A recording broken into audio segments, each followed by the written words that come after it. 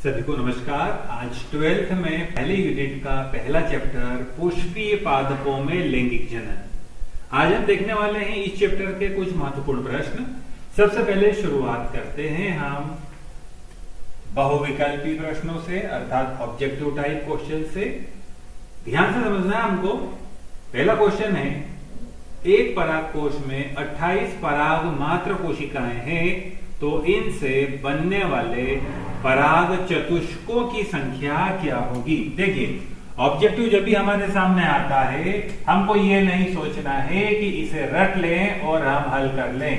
हमें इसके main theme को ध्यान में रखना है। यहां पर हम बतला रहे हैं कि एक परागकोश है। हम जानते हैं इस प्रकार से परागकोश अपन बतलाते हैं। ये परागकोश है और इस परागकोश के अंदर हम देख रहे हैं कि 28 माइक्रोस्पोर मदर सेल है। टोटल कितनी है? 28 है। अब अगर 28 सेल को अगर देखा जाए, एक कोशिका से देखा जाए, तो हम देखते हैं कि इस प्रकार से 4 माइक्रोस्पोर बनते हैं, 4 परागकण बनते हैं। लेकिन इन चारों को इकट्ठे हम क्या बोलते हैं? टेट्राड, चतुष्क। टेट्राड अर्थात चतुष्क। तो एक सेल से एक चतुष्क बन रहा है। तो क्वेश्चन है 28 से कितने टेट्राड बनेंगे? तो 28 से हम देखेंगे 28 टेट्राड बनेंगे। यदि परागकण के बारे में पूछा जाता तो एक माइक्रोस्पोर मदर सेल से 4 परागकण बनते हैं। तो 28 से उस कंडीशन में हम देखते कि ये संख्या जो हमारी रहती, ये 112 के रूप में प्रदर्शित होती। तो ये ऑब्जेक्टिव अपने को नहीं दे देना है। हमारा क्वेश्चन है, एक परागकोश में 28 पोलेन मदर सेल है, पराग मात्र कोशिकाएं हैं, तो इनसे बनने वाले टेट्राड चतुष्क कितने होंगे? तो हमारा राइट आंसर इसके लिए बनेगा 28। चलिए दूसरा क्वेश्चन हम देखते हैं। जो पोलेन ग्रेन रहते हैं, परागकण रहते हैं, हम जानते हैं एक्साइन और इंटाइन 2 प्रकार की भित्तियां पाई जाती है। ये एक परागकण है, ये बाहर वाली भित्ति एक्साइन, और ये अंदर वाली चिकनी भित्ति इंटाइन। और हम जानते हैं यहां पर कुछ जगह पर जर्मपोर होते हैं, जिनसे डेवलपमेंट के बाद में पोलन ट्यूब का निर्माण होता है।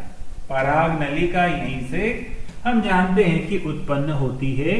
तो यहां पर हमारा जो क्वेश्चन है, वो क्वेश्चन अगला हम देख रहे हैं कि जो बाह्य भित्ति होती है, परागकण की जो बाह्य भित्ति होती है, ये किसकी बनी हुई होती है? ऑब्जेक्टिव ध्यान में रखना है, स्पोरोप्रोपेलिन से परागकण की बाह्य भित्ति बनी हुई होती है। अगला ऑब्जेक्टिव, पेरिस्पर्म या परिभ्रूणकोश क्या होता है? तो यह बीजांडकाय का, न्यूसेलस का रेसिडुअल पार्ट है, अवशिष्ट भाग है, जो किसी अन्य कार्य में नहीं आता। अगला क्वेश्चन है, अध्यावरणों से घिरा हुआ कोशिकाओं का एक पुंज होता है। आंसर इसका बनेगा न्यूसेलस। हम जानते हैं जो बीजांड होता है, उसकी इस प्रकार की स्ट्रक्चर होती है। ये टिपिकल हमने बीजांड या ओव्यूल का स्ट्रक्चर यहां पर बतलाया।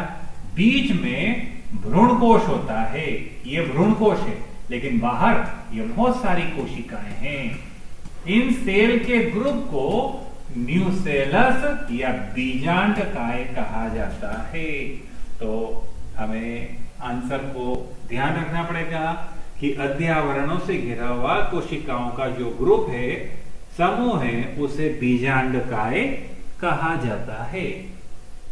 आगे चलते हैं। सेब में फल का खाद्य भाग क्या है? हम जानते हैं Apple is a pseudo fruit. यह एक प्रकार का आभासी फल है। तो इसमें जो खाया जाने वाला भाग है, वह मांसल पुष्पासन होता है। फ्लैशी हाइपोथैलेमस या मांसल पुष्पासन सेब में खाने वाला भाग होता है। आवृत बीजियों में भ्रूणपोष किस प्रकार का होता है? एंडोस्पर्म। तो हम जानते हैं कि जब द्वितीय केंद्र, यहां पर जो 2x न्यूक्लियाई है, यहां पोलन ट्यूब आती है और वो 2 मेल गैमेट को रिलीज करती है। एक हम देखते हैं 2x न्यूक्लियस के साथ फ्यूज होता है और ट्रिप्लाइट 3x यहां पर हम देखते हैं भ्रूणपोष या एंडोस्पर्म का निर्माण होता है। वहीं सेकंड वाला जो मेल न्यूक्लियाई है वो एग सेल के साथ में पास वाली सिनर्जिड है, पीछे की तरफ एंटीपोडन्स है, यहां इन दोनों में फ्यूजन होता है और हम देखते हैं जाइगोट का निर्माण होता है जो डिप्लाइड या द्विगुणित होता है। तो यहां हमको ध्यान रखना है 3x सेल जो बन रही है वो एंडोस्पर्म की बन रही है। तो एंडोस्पर्म अर्थात भ्रूणपोष हम देखते हैं एक प्रकार की ट्रिप्लॉइड या त्रिगुणित संरचना के रूप में वह होता है। अगला क्वेश्चन हम देखते हैं, भ्रूण की अक्रियाशील वाली स्थिति को क्या कहा जाता है? डोरमेंसी या प्रसुप्ति। आप जानते हैं, आप सभी लोगों ने मूंगफली का बीज देखा हुआ है, ग्राउंड नट जो होती है, जितनी भी पल्सेस होती है, दाल, वो सब आपने देखी हुई है। जब इसके दोनों पार्ट को हम अलग करते हैं तो यहां पर एक छोटा सा ऐसा पत्ती वाला छोटा सा एक स्ट्रक्चर हमको पौधे जैसा अपीयरेंस जिसका रहता है वो दिखलाई देता है। ये इसका भ्रूण है, एम्ब्रियो है, बट इसकी कंडीशन कैसी है? ये डोरमेंसी वाली कंडीशन है, प्रसुप्ति अवस्था है, अभी वह एक्टिव नहीं है, सोया हुआ है। वो फेवरेबल कंडीशन का इंतजार कर रहा है कि जब अनुकूल वातावरण आएगा, जब इसी में अंकुरण होगा और बीज से हम देखेंगे तना बनेगा और जड़ बनेगी। तो आंसर हमारा प्रसुप्ति। अगला क्वेश्चन, आप जानते हैं विकासशील पराग कणों को पोषण कौन देता है? वेरी इंपॉर्टेंट शॉर्ट क्वेश्चन भी बनता है। जो परागकोश होता है, पोलन सेक होता है, उसकी सबसे इनर मेम्ब्रेन को टेपेटम कहा जाता है और यही टेपेटम वृद्धि करते हुए पराग कणों को न्यूट्रिशन अर्थात पोषण देने का कार्य करती है। चलिए अब रिक्ति स्थान देखते हैं हम, फिल इन द ब्लैंक्स इस चैप्टर से अंतर्गत। पहला हम देख रहे हैं, बिना निषेचन के बीज पैदा करने की प्रक्रिया असंगजनन या एपोमिक्सिस कहलाती है। कई पौधे ऐसे होते हैं जिनमें हम देखते हैं कि जो एग होता है उसमें ऑटोमेटिक एक्टिवेशन हो जाता है और वो विभाजन के द्वारा भ्रूण का निर्माण कर देता है। तो इस प्रक्रिया को हम असंगजनन या एपोमिक्सिस कहते हैं। दूसरा क्वेश्चन, सेब एक, अभी हाल हमने देखा था, स्यूडो अर्थात आभासी अर्थात कूट फल होता है। परागकोश की सबसे आंतरिक परत हम जानते हैं टेपेटम कहलाती है। बिना निषेचन के विकसित होने वाले फल को अनिषेक फल कहा जाता है या पार्थिनोकार्पिक फ्रूट्स इन्हें कहा जाता है। एक प्रारूपिक आवृत बीजी भ्रूण कोश में 7 कोशिकाएं और 8 केंद्रक पाए जाते हैं।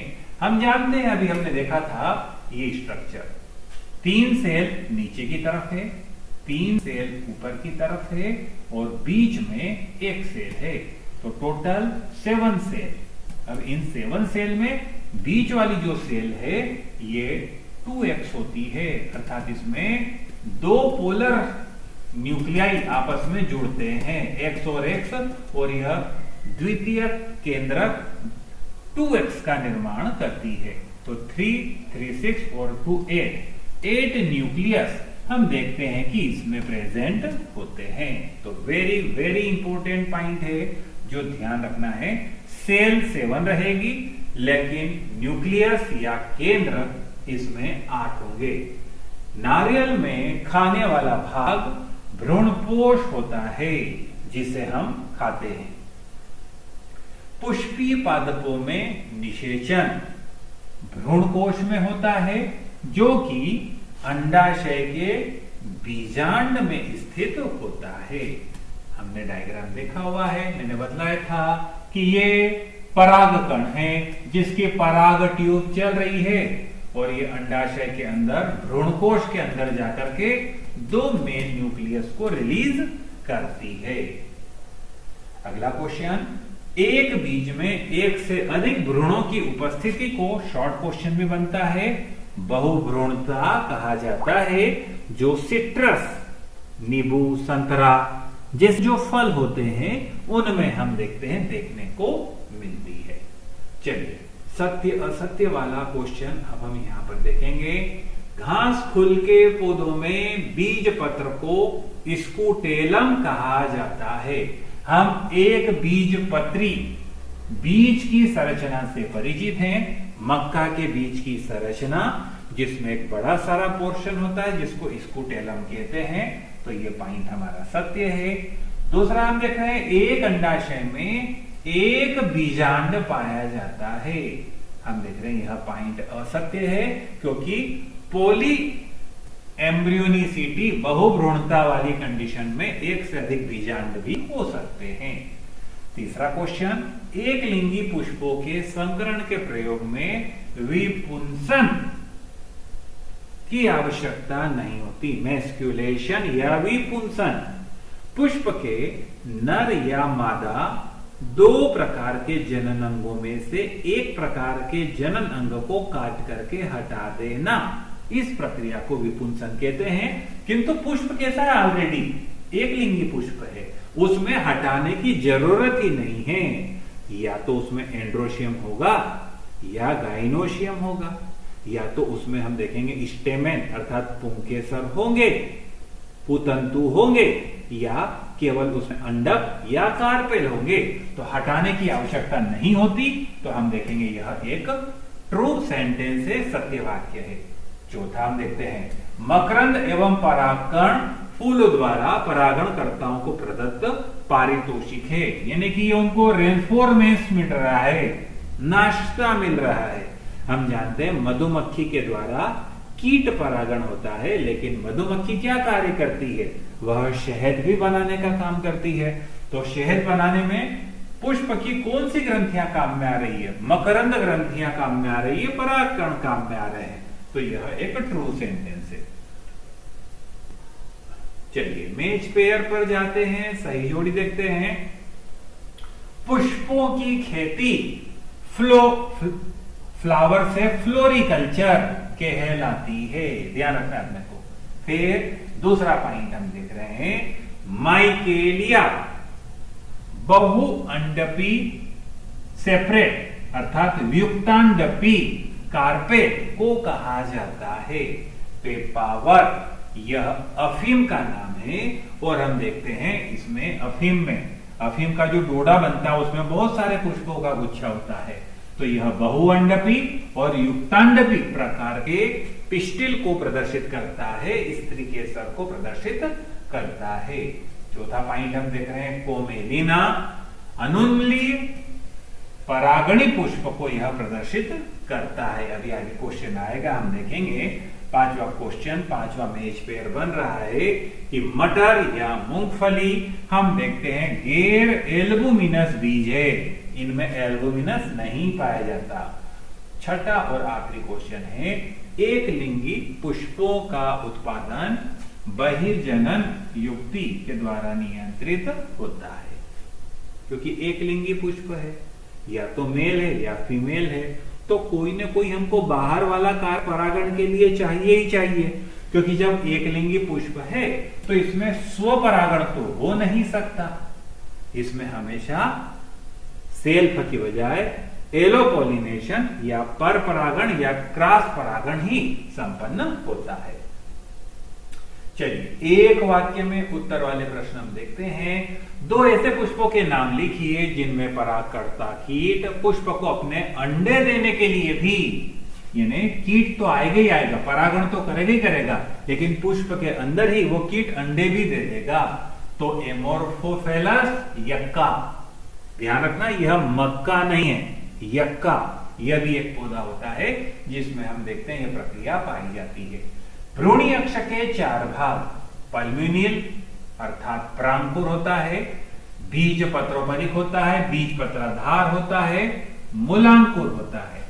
हम जानते हैं पल्म्यूनियल के द्वारा तने का निर्माण होता है और रेडिकल मूलांकुर के द्वारा जड़ का निर्माण होता है। निम्नलिखित शब्दावली को सही विकासी क्रम में व्यवस्थित कीजिए।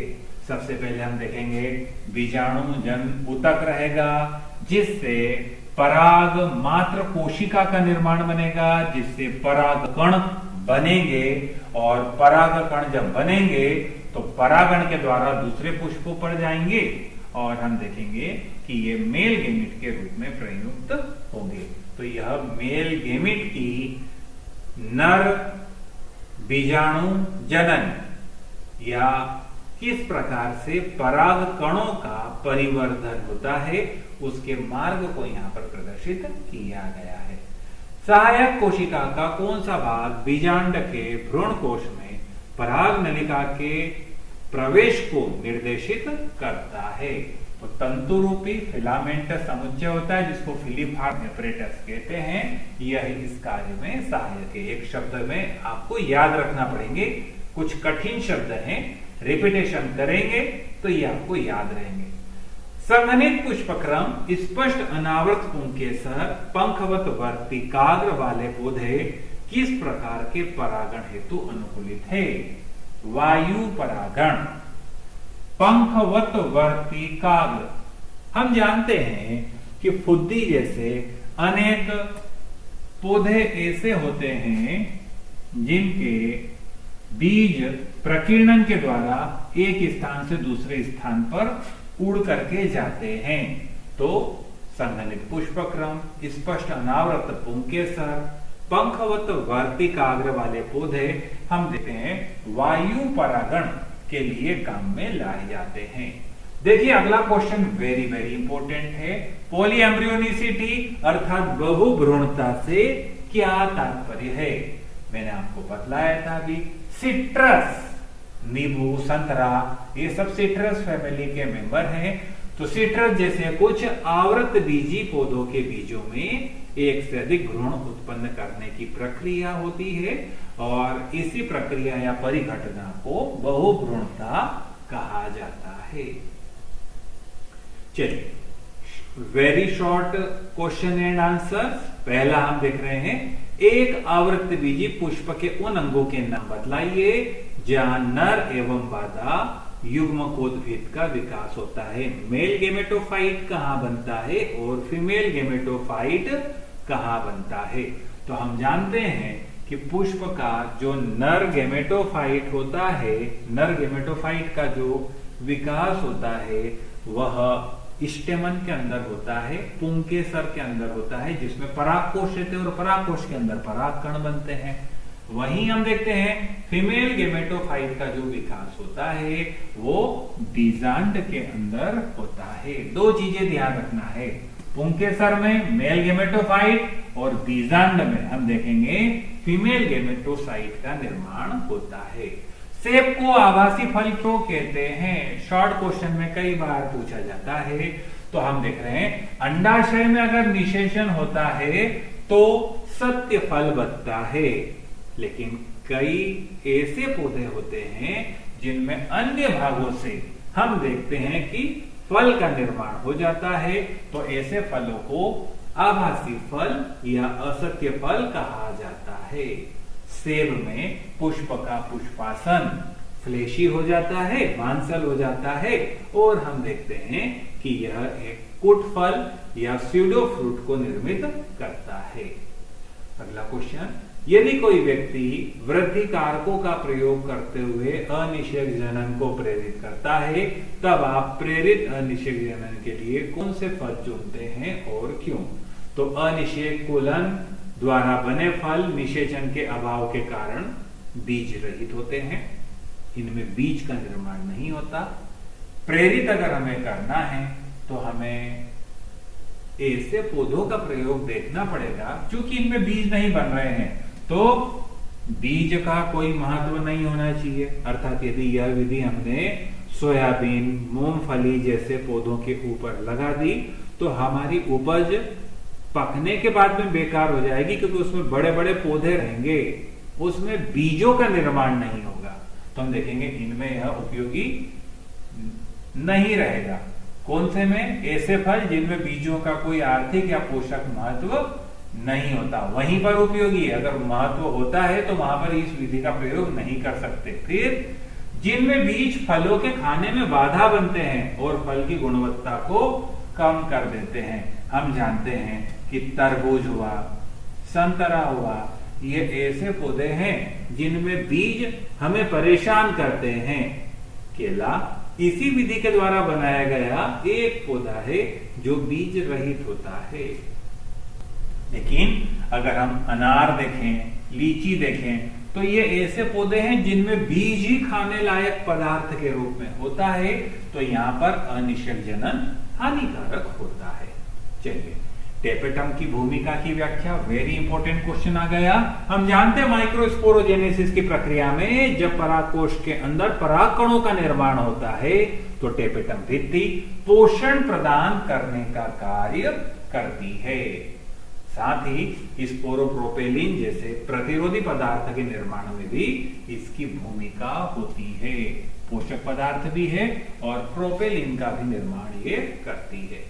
चलिए, अगला क्वेश्चन है, पुष्पी पादपों के लिए बीज निर्माण का क्या जैविक महत्व है? देखिए, मैंने आपको बतलाया हुआ है, कई क्वेश्चन बड़े सिंपल होते हैं, आपको सोचना है और आप अपने हिसाब से भी इनकी एक्सप्लेनेशन दे सकते हैं, व्याख्या कर सकते हैं। तो बीज निर्माण निषेचन के लिए बाह्य जल की अनिवार्यता समाप्त कर देता है, अतः यह विशिष्ट स्थलीय अनुकूलन है। बीज निर्माण बना तो बीज बिना जल के ही, बाहर जल नहीं होगा तो भी इनका अंकुरण हो सकता है, क्योंकि बीज के अंदर हम देखते हैं कि बीज आवरण होते हैं, एक बीज आवरण भी होता है, दो बीज आवरण भी होते हैं, एक बीजपत्री, द्विबीजपत्री पौधों में।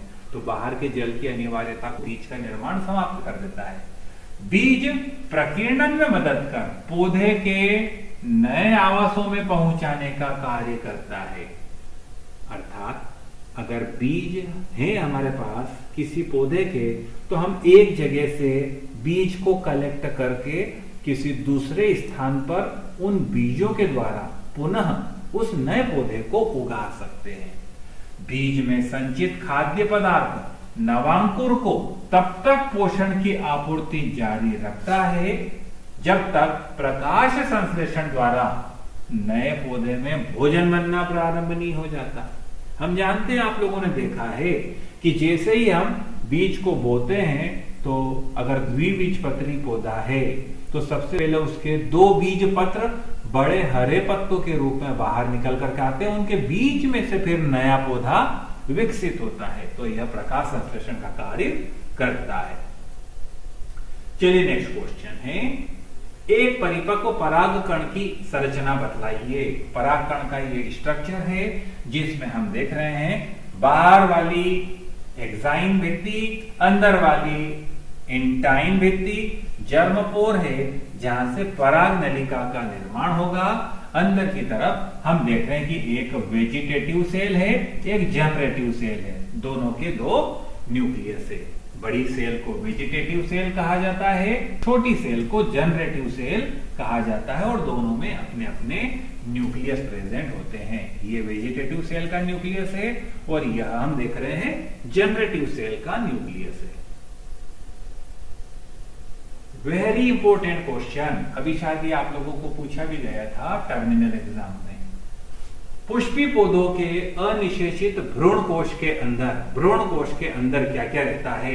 अभी हमने देखा था, एक एपरेटस है, एक कोशिका है, दो सिनर्जिड है, सहायक कोशिका है, तीन एंटीपोडल सेल है, बीचों बीच में दो ध्रुवीय केंद्रक होते हैं जो द्वितीय केंद्रक का निर्माण कर देते हैं। इस प्रकार हम देखते हैं कि टोटल 7 सेल और 8 न्यूक्लिएट कंडीशन यहां पर होती है।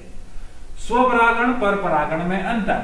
स्वपरागण एक ही पुष्प के नर और मादा इकाइयों का आपस में जुड़ना या संकरण करना स्वनिषेचन कहलाता है। वहीं नर या मादा नर पुष्प की इकाइयों का अर्थात परागकणों का किसी अन्य साधन के द्वारा दूसरे पुष्प पर जाना और वहां पर परागण करना पर परागण कहलाता है। स्वपरागण के लिए पुष्प कैसे भी होंगे, रंगहीन गंधहीन, तो भी उसमें स्वपरागण की घटना घटित होती है। किंतु क्रॉस पोलिनेशन पर परागण के लिए पुष्पों का सुगंधित होना, चटकीले रंगों का होना, खिला हुआ होना, ये सारे गुण आवश्यक होते हैं। त्रिसंलयन से आप क्या समझते हैं? अभी हमने देखा था कि ये 2x न्यूक्लियाई है और इस 2x न्यूक्लियाई के साथ में क्या हुआ, एक मेल गेमिट आकर के जुड़ गया।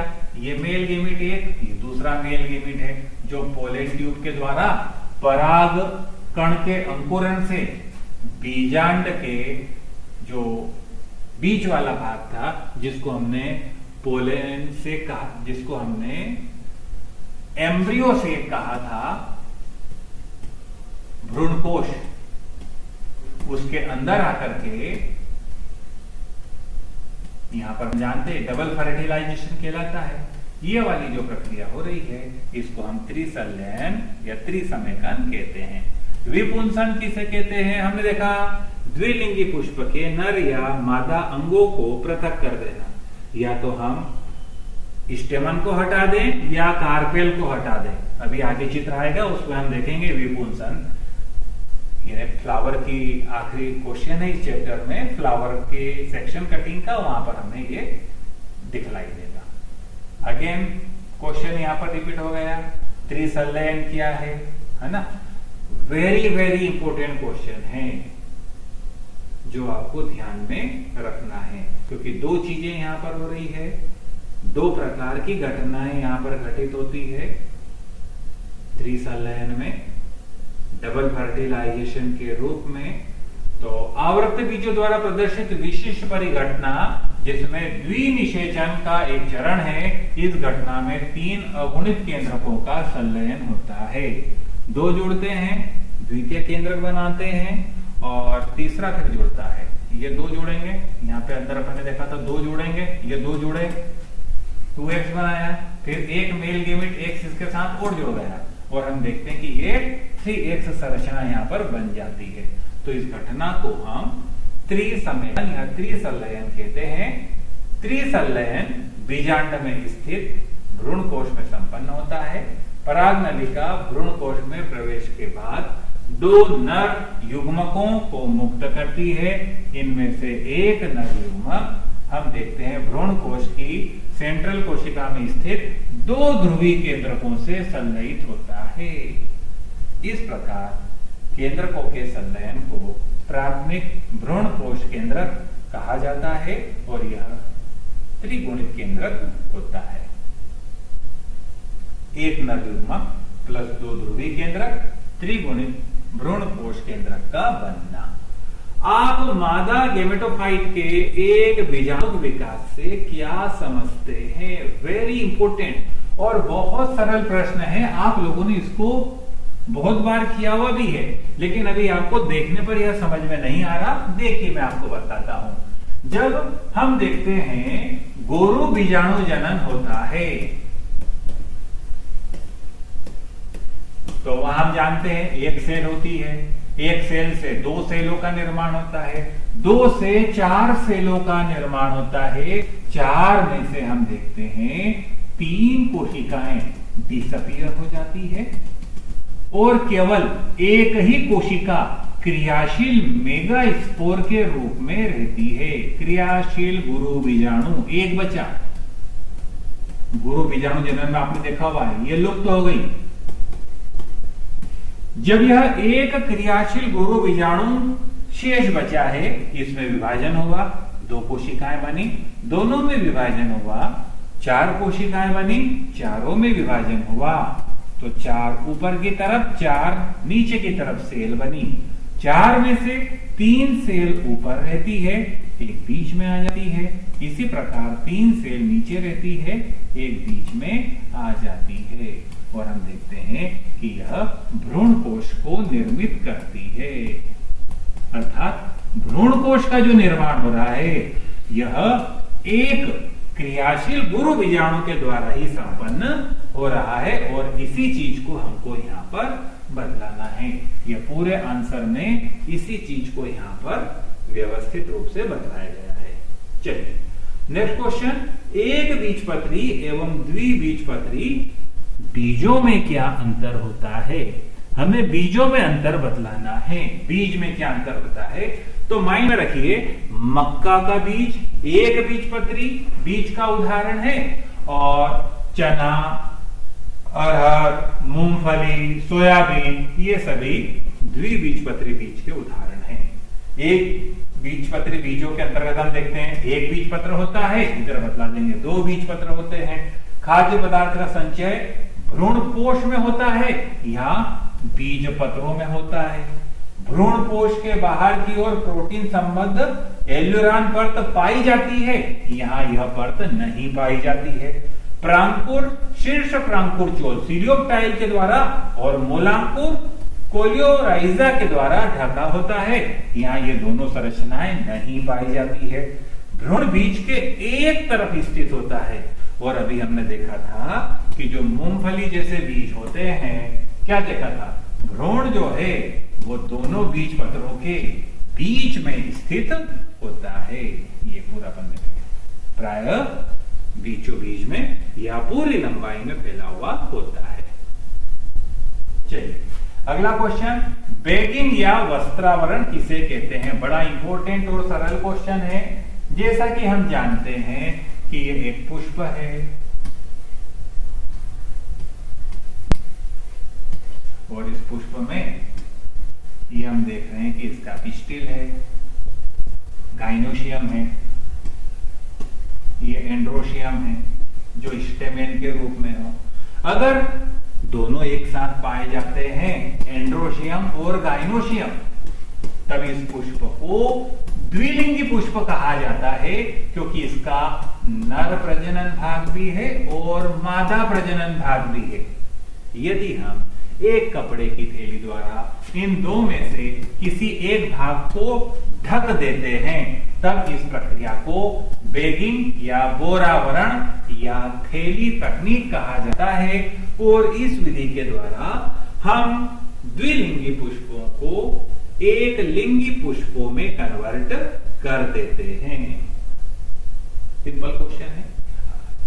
विपुंसन से क्या तात्पर्य है? जैसा कि हम देख रहे हैं, हमने ब्लेड ली और ब्लेड से हमने क्या करा, इस पुष्प के इन नर भागों को काट करके हटा दिया, तो इसके ऊपर एक्टिव पार्ट केवल क्या रहा, गाइनोशियम रहा।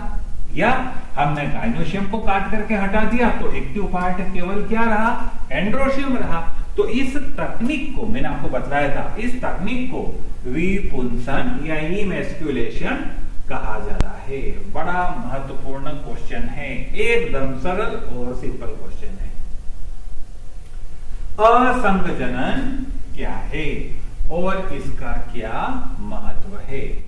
हमने देखा था यह एक ऐसे प्रकार की प्रक्रिया है जिसमें ऑटोमेटिकली हम देखते हैं भ्रूण का निर्माण होता है। अर्थात इसमें हम देखते हैं कि युग्मकों के संलयन की आवश्यकता नहीं पड़ती, केवल जो एग सेल रहती है वो डायरेक्ट ही एक्टिवेट हो जाती है और बिना निषेचन के हम देखते हैं यहां पर भ्रूण का निर्माण हो जाता है। घासकुल एस्टेरिएसी के अंतर्गत सूरजमुखी में हम देखते हैं कि इस प्रकार की प्रक्रिया प्रायः देखी जाती है। सिंपल क्वेश्चन है, आराम से आप इसको पढ़ करके याद कर सकते हैं।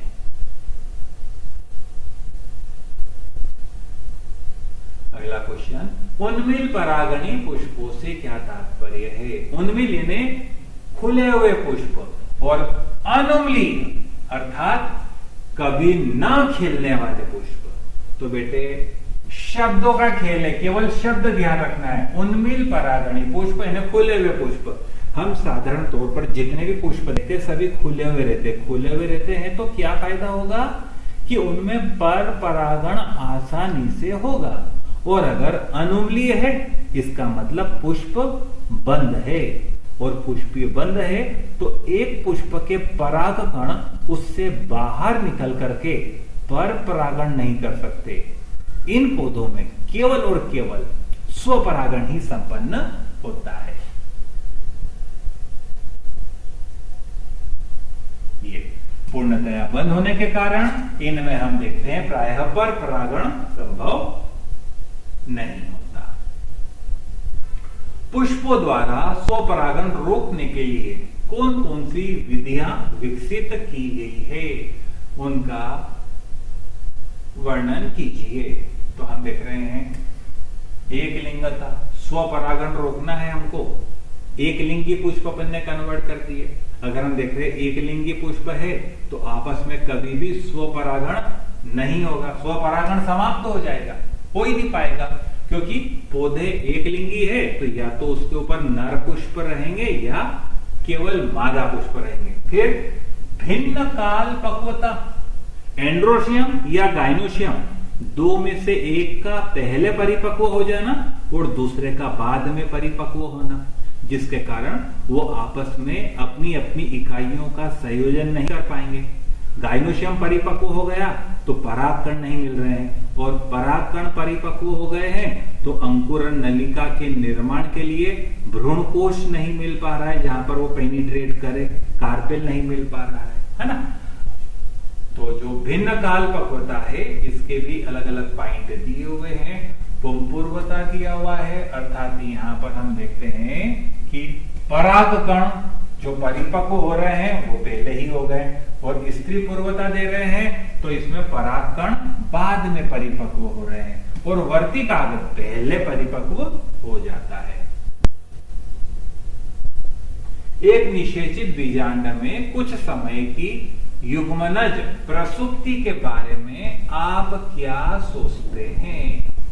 युग्मनज प्रसुप्ति अर्थात जो भ्रूण बना हुआ है, दोहरे निषेचन के द्वारा जो भ्रूण बना हुआ है वो चुपचाप साइलेंट डोरमेंसी पीरियड में किस प्रकार से रहता है। तो हम जानते हैं दोहरा निषेचन हो रहा है और दोहरे निषेचन के द्वारा भ्रूणपोष बन रहा है, और यह भ्रूणपोष क्या कर रहा है? यह भ्रूणपोष जायगोट को भोजन प्रदान कर रहा है। यह जायगोट को भोजन देगा। जब जायगोट को भोजन मिलेगा तो हम देखेंगे ये पोषण प्रदान करेगा। जब पोषण इसे मिलेगा तो हम देखेंगे कि यह डेवलप होगा और आगे की तरफ वृद्धि करेगा। तो इस पूरी प्रक्रिया में जो युग्मनज है उसकी प्रसुप्ति भ्रूणपोष को विकास हेतु पर्याप्त समय और संसाधन प्राप्ति के अवसर प्रदान करती है, साथ ही इससे भ्रूण का पोषण सुनिश्चित हो जाता है। इसलिए एक निषेचित बीजांड में कुछ समय की युग्मनज प्रसुप्ति हम देखते हैं पाई जाती है। स्व अयोग्यता सेल्फ इनकॉम्पेटिबिलिटी क्या है? देखिए यह भी एक वही प्रक्रिया है जिसमें हम देखते हैं कि पुष्पों में स्वपरागण नहीं हो पाता। स्वपरागण नहीं हो पाता कारण को अगर अपन देखें उसी प्रकार से फिर से हम देखते हैं डायग्राम। ये सबसे बाहर वाले केलिक्स हैं पुष्प के, ये कोरोला है, और कोरोला के बाद में हम देख रहे हैं बीचों बीच में गाइनेशियम है, और गाइनेशियम के साइड में अगर हम देखें कि इस प्रकार से एंड्रोशियम है। जो स्टेमेन वो काफी छोटे छोटे हैं, परागकण यहां से उड़ करके यहां तक नहीं जा पा रहे, या जो स्टेमेन है वो छोटे हैं और कोश में बंद हो गए। तो अब हम देखेंगे यहां पर स्वपरागण की प्रक्रिया बाधित हो जाती है, और जब स्वपरागण की प्रक्रिया बाधित हो जाती है तब इसी प्रक्रिया को स्व अयोग्यता कहा जाता है। देखिए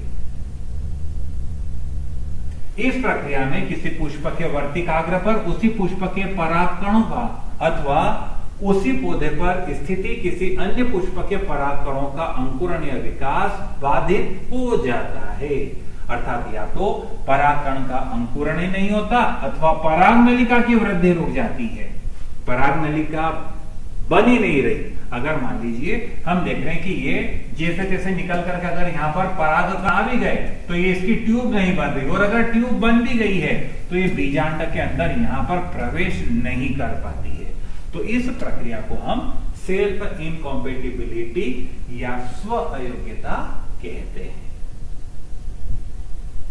देखिए ये अभी अपन ने चर्चा की थी, ये मक्का के बीज की संरचना है।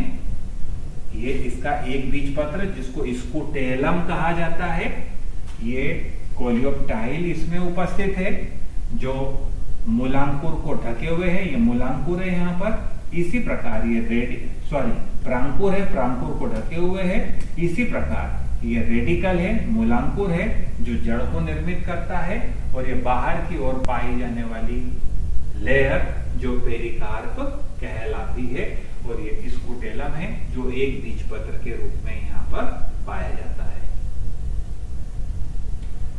दीर्घोत्तरी प्रश्नोत्तरों के अंतर्गत हम देखते हैं एक स्पष्ट साफ सुथरे चित्र के द्वारा परिपक्व फीमेल गेमेटोफाइट का डायग्राम। ये वही फीमेल गेमेटोफाइट का हमारा डायग्राम है, देख लीजिए। बीच में एक बनाया हमने, ये बीच में एक के दोनों ओर सिनर्जिड बनाई, बीच में द्वितीय केंद्रक बनाया, दो पोलर न्यूक्लियाई से मिलकर का बना हुआ है, और नीचे की तरफ हमने 3 एंटीपोडल सेल बनाई। 7 cellular 8 nucleate structure, very very important structure है।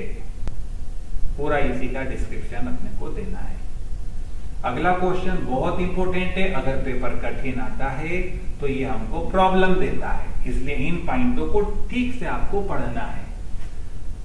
हाइपोकोटाइल एंड इपिकोटाइल, देखिए ये हम देख रहे हैं एक बीज है और ये बीज पत्र है, कोटिलीडन यानी बीज पत्र। ऊपर की तरफ हम देख रहे हैं इपिकोटाइल पाया जाता है, इपिकोटाइल, और नीचे की तरफ हाइपोकोटाइल पाया जाता है। इपी यानी ऊपर, हाइपो यानी नीचे। जब इपिकोटाइल ऊपर की तरफ है तो हम देख रहे हैं कि यहाँ पर प्रांकुर पाया जाता है, और मूलांकुर हम देखते हैं यहाँ नीचे की तरफ पाया जाता है। फिर इनको कवर किए हुए प्रांकुर को जो कवर करता है उसको सीलियोप्टाइल कहा जाता है, और मूलांकुर को जो कवर करता है उसे कोलियोराइजा कहा जाता है। फिर अध्यावरण एवं बीजचोर, जैसा कि हमने देखा बीजांड की संरचना में ये 2 आवरण पाए जाते हैं। इन आवरण को हम इंटेग्यूमेंट कहते हैं। ओव्यूल यानी बीजांड है,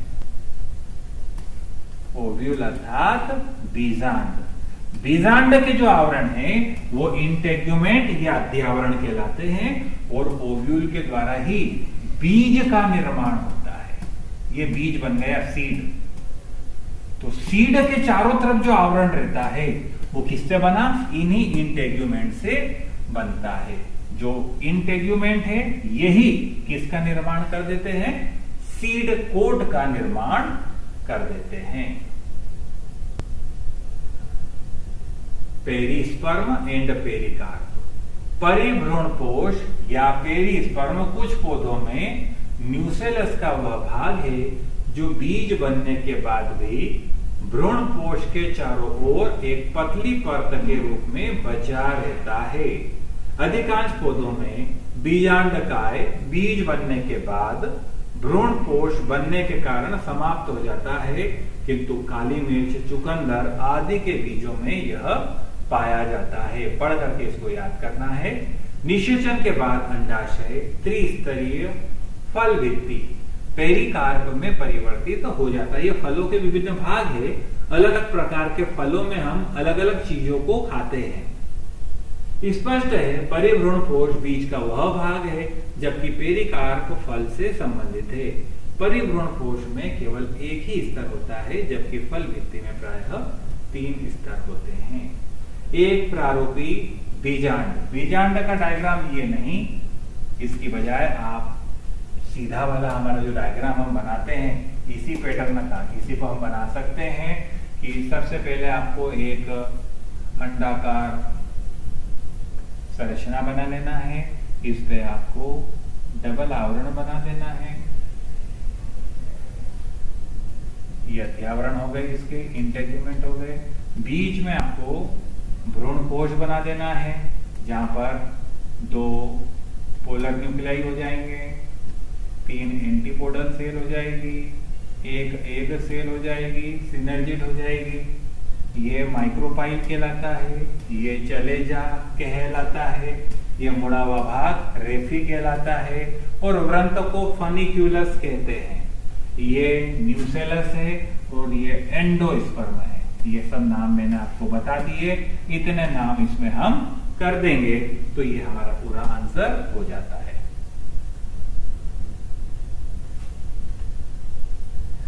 ये अंदर वाली स्ट्रक्चर यहां पर जो उपस्थित है, ये वाला एम्ब्रियो सेक का स्ट्रक्चर है, ये एम्ब्रियो सेक का जो इसमें अपन देखते हैं कि पाया जाता है। ये वही स्ट्रक्चर है जो अभी अपन ने देखा था।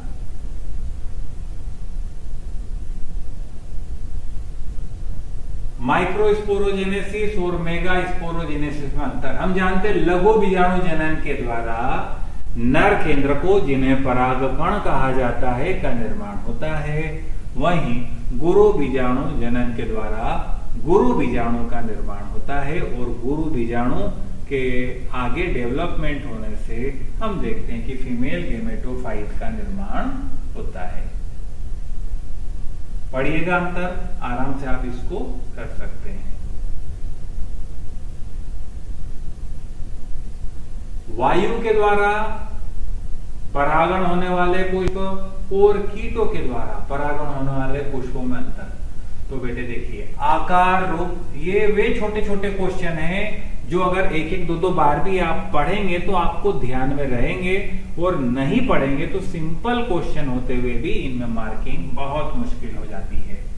वायु के द्वारा जो परागित होते पुष्प छोटे होते हैं, पुष्प भी छोटे, उनके दल पत्र भी छोटे होते हैं। कीटों के द्वारा जो हो रहे हैं हम देख रहे हैं वो बड़े होते हैं। वायु के द्वारा परागित हो रहे हैं तो कलर यहाँ पर कोई वैल्यू नहीं रख रहा है, लेकिन कीटों के द्वारा हो रहे हैं तो अपन जानते हैं कि कीट रंगीन पुष्पों पे, खुशबू वाले पुष्पों पे ही हम देखेंगे कि जाते हैं। तो ये अपन ने प्रकृति देखी। फिर वर्तिकाग्र देखते हैं हम।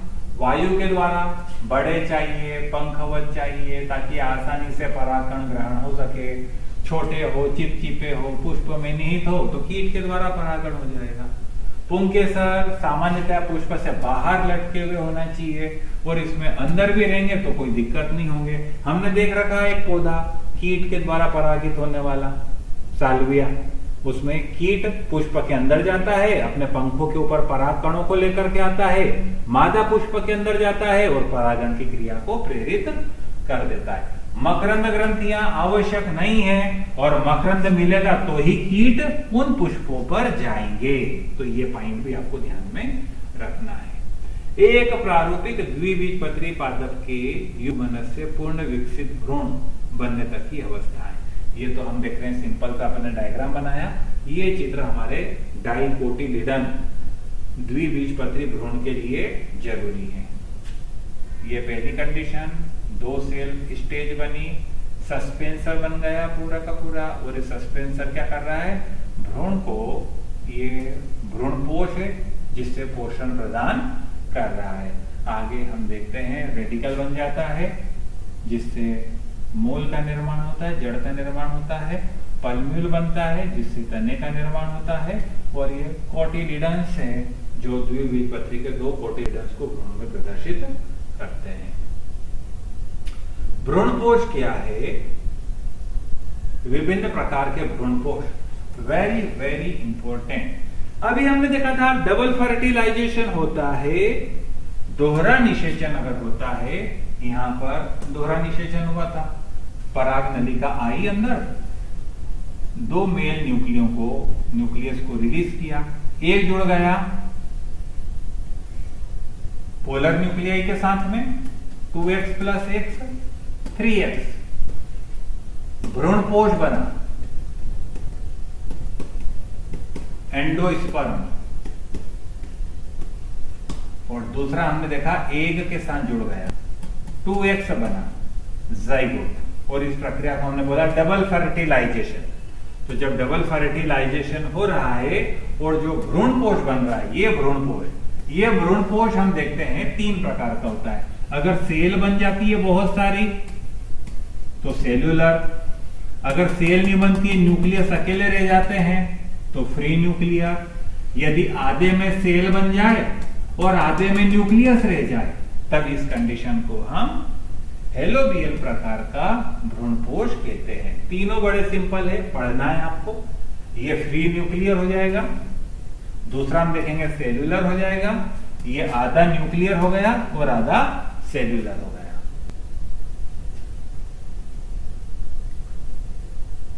लास्ट क्वेश्चन इस चैप्टर का, एक प्रारूपिक पुष्प की अनुप्रस्थ काट का नामांकित चित्र बनाइए।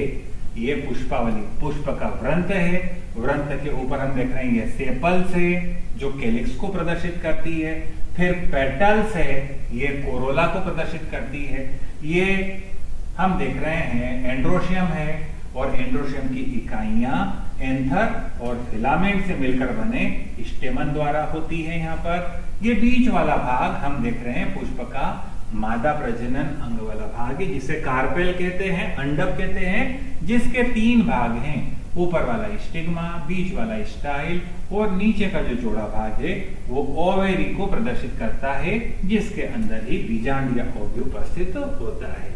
डायग्राम की प्रैक्टिस आपको अच्छे से करना है। That is all about first chapter. यह पहला चैप्टर के संपूर्ण सारांश को आपके सामने प्रस्तुत करता है।